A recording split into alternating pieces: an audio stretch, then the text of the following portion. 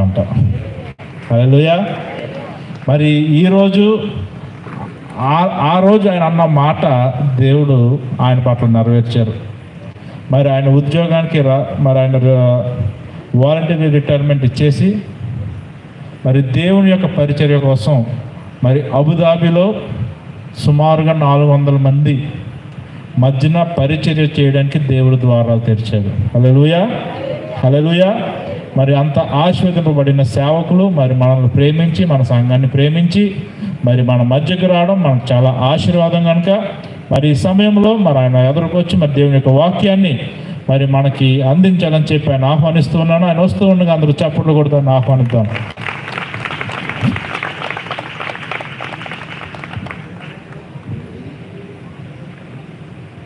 దేవునికి స్తోత్రం.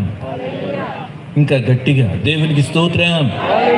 హల్లెలూయా, హల్లెలూయా.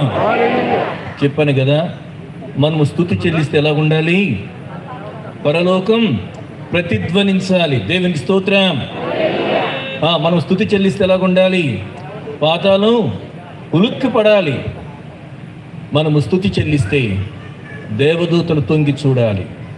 మనం స్తుతి చెల్లిస్తే దయ్యాలు పారిపోవాలి. దేవునికి స్తోత్రం. ఇంకా గట్టిగా దేవునికి స్తోత్రం. పిల్లగా మరి ఈరోజు కార్యక్రమానికి అధ్యక్షత వహిస్తూ ఉన్న బాబు డీన్ రిచర్డ్స్కును, వేదిక మీద ఉన్న అపోస్తలులు వైశరత్ భూషణ్ గారికి, మా తమ్ముడు శశిభూషణ్కును, సీనియర్ పాస్టర్ గారు సోల్మన్ రాజు గారికి, అదే రీతిగా మరి అబుదాబి ప్రాంతంలో నాతో కలిసి లేక మేమిరువురు కలిసి పరిచయం చేస్తున్నాం. నాతో పాటు వచ్చిన నా సతీమణి ఎస్తేర్ రానికి కూడి వచ్చిన మీ అందరికీ కూడా ప్రభువైన యేసుక్రీస్తు వారి యొక్క శుభనామములో నా వందనాలు తెలియజేస్తూ ఉన్నాను. దేవునికి స్తోత్రం. మా అన్నయ్య గారు చిన్ని నువ్వు తప్పనిసరిగా రావాలి అన్నప్పుడు నిన్నటి దినం నేను తెలంగాణలో అచ్చంపేటలో ప్రభు యొక్క పరిచయ నిమిత్తం వెళ్ళాను. రాత్రి వేళ మళ్ళా ప్రయాణం చేసి మీ మధ్యకు రావడానికి ప్రభు కృప చూపించారు. మరి ఉదయకాల సమయం దైవ సేవకులకు దేవుని యొక్క వాక్యాన్ని పంచే భాగ్యం ప్రభు నాకు ఇచ్చారు.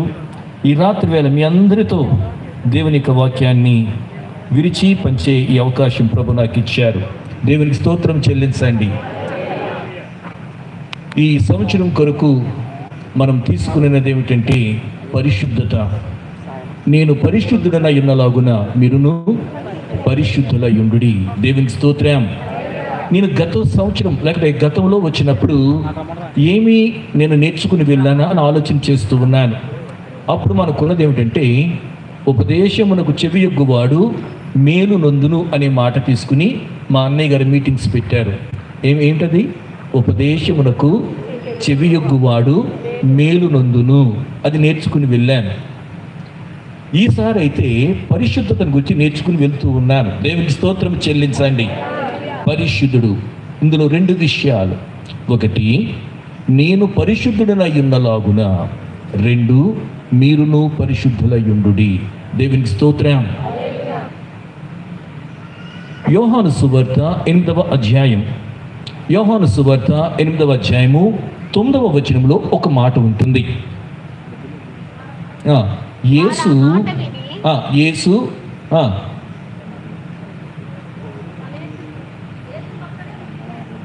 చదవమ్మా. యేసు ఒక్కడే మిగిలిను. దేవునికి స్తోత్రం చెల్లించండి. మళ్ళా చెప్పండి. యేసు ఒక్కడే మిగిలిను. రెండవది 11వ వచనములో, నీవు వెళ్ళి ఇక పాపము చేయకుము. నీవు వెళ్ళి ఇక పాపము చేయకుము. ఈ 2 వచనాలను మనం ధ్యానం చేయబోతూ ఉన్నాం. ఒక్కడే, యేసు ఒక్కడే మిగిలెను. ఏమిటి పోటీ? ఎందరో వచ్చారు పోటీ పడదామని, కానీ యేసు ఒక్కడే మిగిలెను.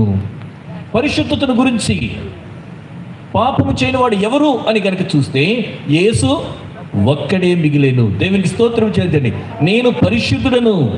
రెండవది, మీరును పరిశుద్ధులై ఉండుడి, ఇక పాపము చేయకు. దేవునికి స్తోత్రం చెల్లించండి. ఇంకా గట్టిగా హల్లెలూయా. ఒక్కడే